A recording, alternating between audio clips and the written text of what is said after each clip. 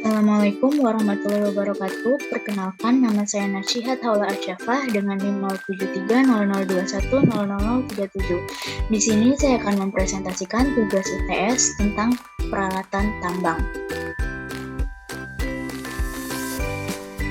Di sini kita ada 3 pertanyaan. Yang pertama yaitu jelaskan 3 faktor yang perlu dipertimbangkan dalam pemilihan peralatan tambang. Yang kedua yaitu jelaskan penggunaan dan siklus produksi dozer atau penggunaan dan gambarkan komponen front end loader. Yang ketiga yaitu jelaskan mekanisme penggalian dan perbedaan antara hydraulic hoy atau back hoy dan hydraulic shovel. Menurut Anda, bagaimana menentukan siklus operasi dari kedua jenis alat hydraulic excavator tersebut? Yang pertama yaitu jelaskan 3 faktor yang perlu dipertimbangkan dalam pemilihan peralatan tambang. Di sini 3 faktor yang perlu dipertimbangkan dalam pemilihan peralatan tambang yaitu yang pertama dilihat dari segi spesifikasi dari alat berat tersebut.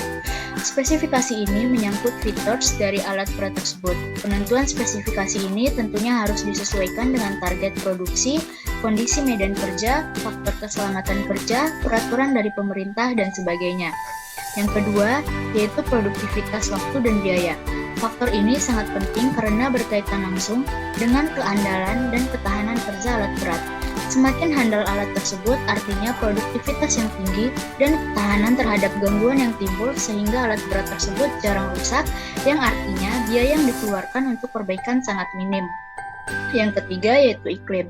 Iklim menghambat pekerjaan seperti pada saat musim hujan yang mengakibatkan tanah menjadi becek sehingga alat tidak dapat bekerja dengan baik. Sehingga dalam pemilihan alat untuk tambang harus juga memperhatikan iklim. Yang kedua yaitu jelaskan penggunaan dan siklus produksi dozer atau penggunaan dan gambarkan komponen front end loader. Yang pertama yaitu di sini ada penggunaan dozer. Penggunaan dozer yaitu yang pertama bisa digunakan untuk pembabatan atau penebasan atau clearing. Dozer mampu membersihkan lokasi dari semak-semak, pohon besar atau kecil, sisa pohon yang sudah ditebang, menghilangkan atau membuang bagian tanah atau batuan yang menghalangi pekerjaan-pekerjaan selanjutnya. Seluruh pekerjaan ini dapat dikerjakan sebelum pemindahan tanah itu sendiri dilakukan atau dikerjakan bersama-sama. Yang kedua yaitu merintis atau pioneering.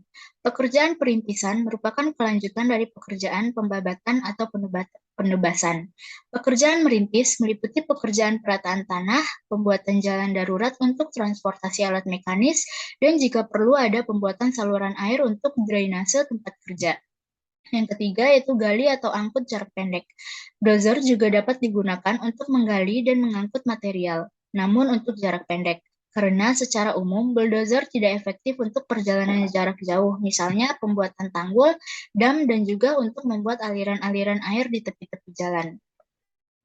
Kemudian yang keempat yaitu menyebarkan material. Menyebarkan tanah ke tempat-tempat tertentu dengan ketebalan yang dikehendaki, misalnya material yang ditumpuk di suatu tempat oleh truk atau alat angkut lainnya.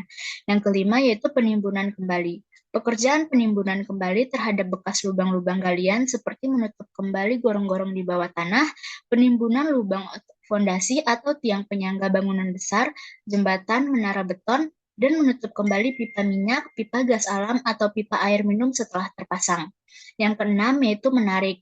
Karena memiliki tenaga yang besar selain mendorong bulldozer, juga dapat digunakan untuk menarik beban yang berat atau peralatan mekanis yang sedang rusak untuk dipindahkan ke suatu tempat.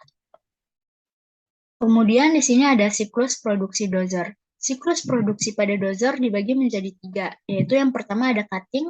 Cutting merupakan pemotongan dari tanah yang akan digerus. Yang kedua yaitu drifting. Drifting merupakan pendorongan tanah yang sudah dipotong.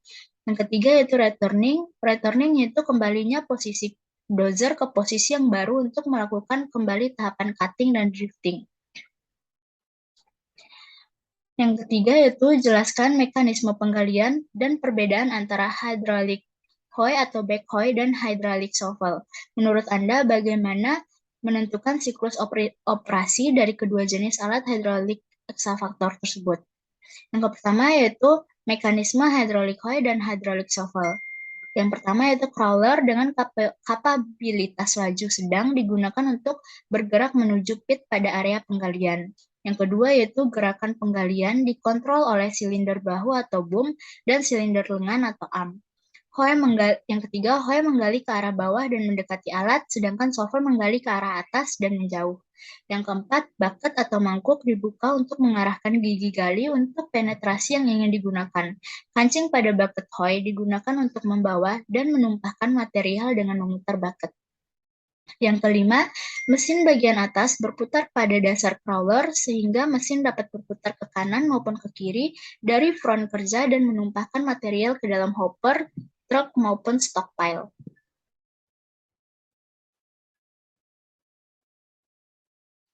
Kemudian di sini ada perbedaan hydraulic hoe dan hydraulic shovel.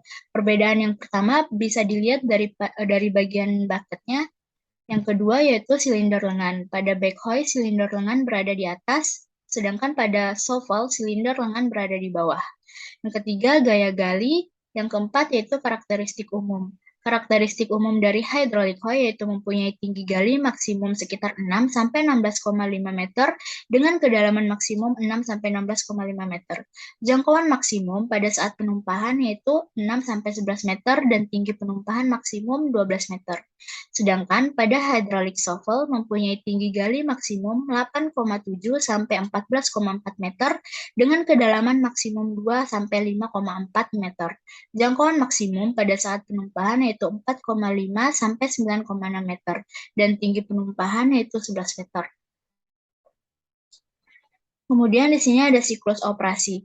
Pada gambar sebelah kiri itu adalah siklus operasi hydraulic shovel, sedangkan yang sebelah kanan itu siklus operasi hydraulic hoe.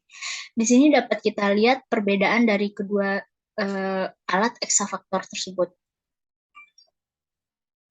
Baik, sekian presentasi dari saya. Mohon maaf bila ada kekurangan. Wassalamualaikum warahmatullahi wabarakatuh.